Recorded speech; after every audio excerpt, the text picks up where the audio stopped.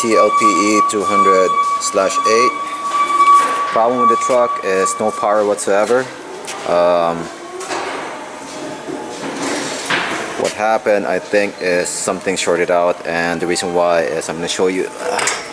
Now I'm going to plug in the battery, make sure it's the right orientation.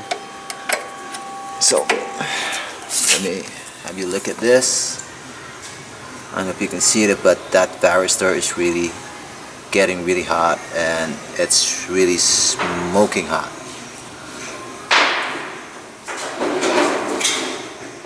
I don't know if it captured it on camera. You can see the smoke kind of billowing out of it.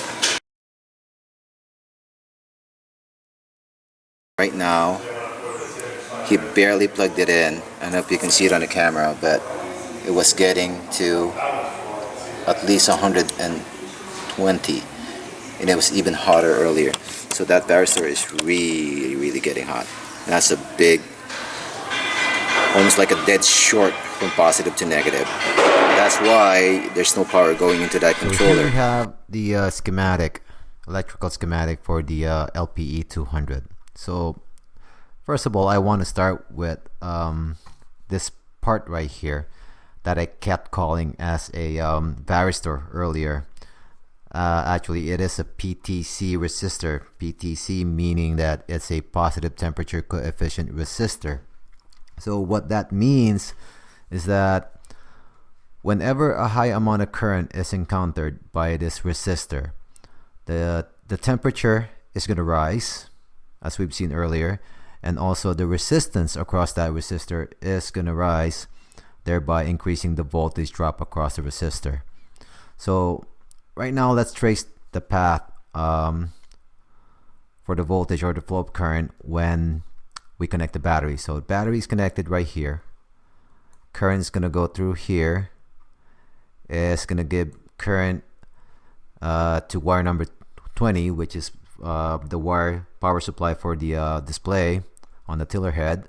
And then it would have to pass through the resistor and go to wire number 21, which is the wire going to the emergency stop switch.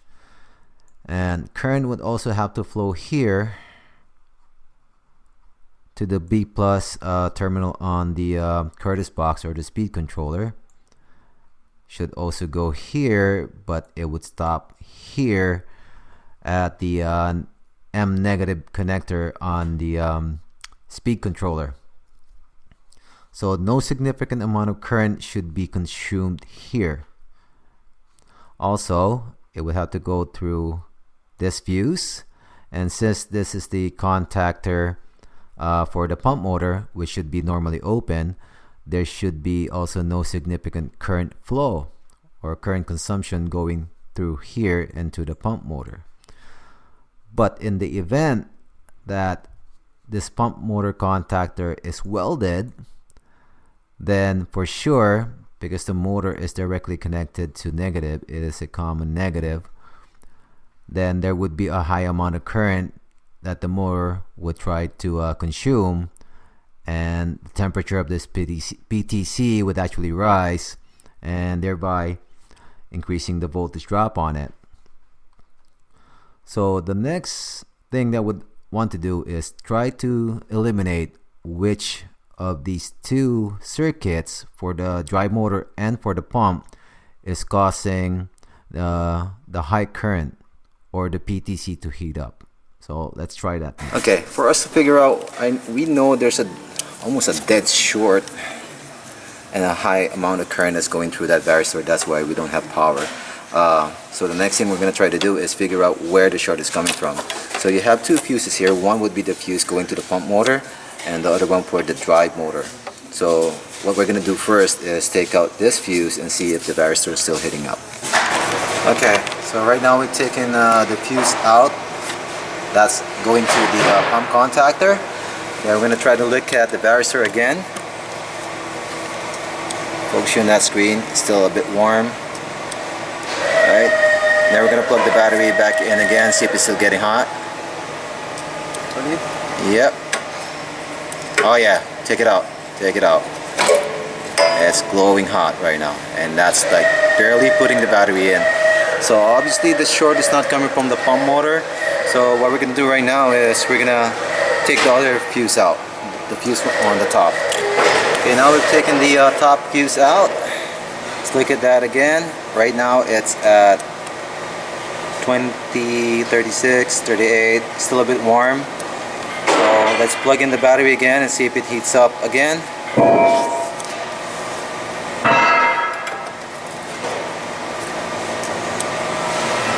Okay, no, it didn't glow red hot. Okay, so we know our short is coming from, it's either, now there's just two possibilities. It's going to be the motor that's shorted out, or it's going to be the controller that is shorted out. Okay, so we're going to have to find which is which. Okay, so next step, we try to figure out where the short is coming from. So I got 2.3 ohms, and where I'm connected to is my black lead is on the negative terminal for this controller right here. That's your negative tray from the battery, and then my positive lead right now is right here where the fuse used to be connected. Alright, so this would be one of the few times that I use my ohm meter, and you can see right now that's almost like a dead short, positive supply to negative 2.3 ohms. And so what we're going to try to do is we're going to take up some connectors and see where this 2.3 ohms is coming from. Okay, so we've disconnected the cables going into that controller, and right now you're looking at nothing, of course. Alright, but ready, just poke it into the controller, to the B plus connector on the controller, and you get the same ohm reading, which should not be there. Alright, this is more looking like a controller issue for me. Okay, so this is the controller that we're taking off of that truck, right? And we're doubting that this is shorted inside. This is a working one, although it's used. Came from one of another truck, but we know it's working. We're just gonna try to see the readings between the B plus terminal and the negative terminal on this, as compared to the good working one. Okay, Ranny, set your meter to ohms. All right. So touch your leads first, make sure we have a good connection. Okay, that's good. Okay, touch it on the positive terminal here and the negative. What reading do you see? 2.5 ohms. 2.5 ohms. Okay, so that's the reading we saw on the truck earlier. So try to test it out with this one.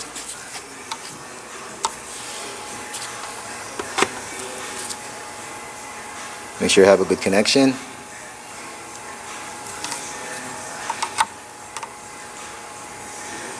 Okay, good connection. What's the reading? 2.42, but that is in mega ohms.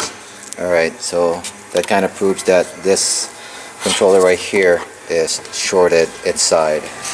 Okay, so now that we have confirmed that there is something wrong with the controller, we replaced the shorted controller with another one and fixed everything up, and now we're gonna see when we plug in the battery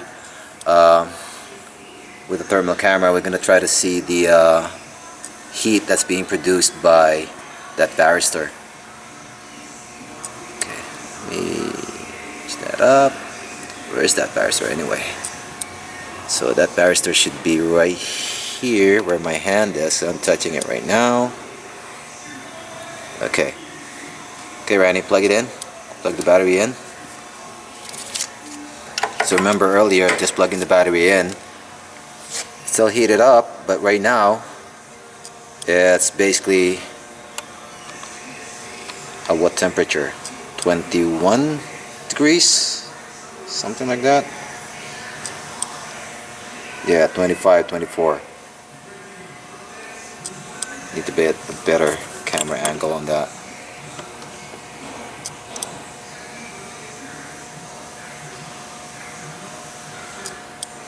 So basically in the range of 21 to 24 degrees, and that should be the normal temperature on that. So earlier, if you remember, it was reaching 130 degrees centigrade. So right now on normal scale, 21 to 24, room temperature. Alright. Okay, Randy, let's power it up. Key it in. Okay, good. No codes. So even when we're powered up, let's look at that. Still in the range of 21 degrees, 24. Okay. Try to drive it. Forward, reverse. Okay, reverse. Make sure all functions work. Up, down. Okay, so that would be it. Checking for a shorted controller.